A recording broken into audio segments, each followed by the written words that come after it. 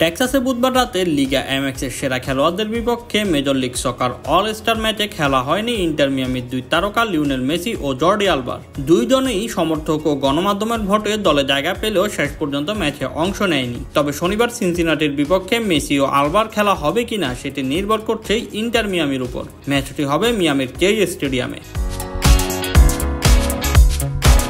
MLS এর নিয়ম অনুযায়ী কোনো খেলোয়াড় অনুচিত চিকিৎসাগত কারণ ছাড়া অল স্টার ম্যাচ না খেললে এক ম্যাচের নিষেধাজ্ঞার মুখে পড়তে পারেন। তবে MLS জানিয়েছে এখনই মেসি বা আলবার বিরুদ্ধে শাস্তিমূলক পদক্ষেপ নেওয়া হচ্ছে না।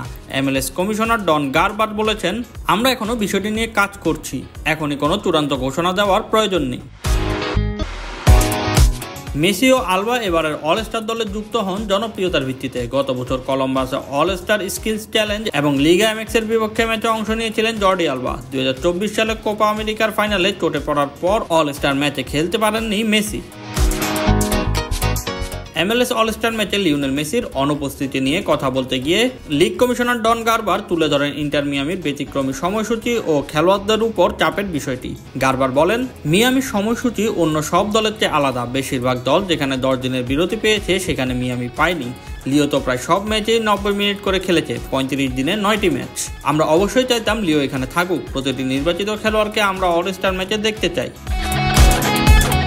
ইন্টার মিয়ামির কোচ জাভিয়ের মার্চেরানো শুরু থেকেই খেলোয়াড়দের বিশ্রামের পক্ষে ছিলেন। তিনি বলেন, খেলোয়াড়দের ডাকা হয়েছে, আমি চাই তারা বিশ্রাম পাক, তবে সিদ্ধান্তটি আমার নয়।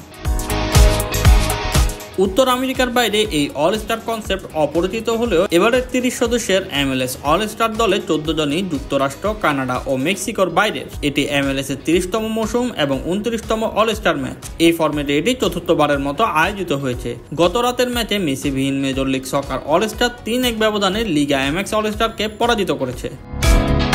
Shoaib Shams, BD sports time.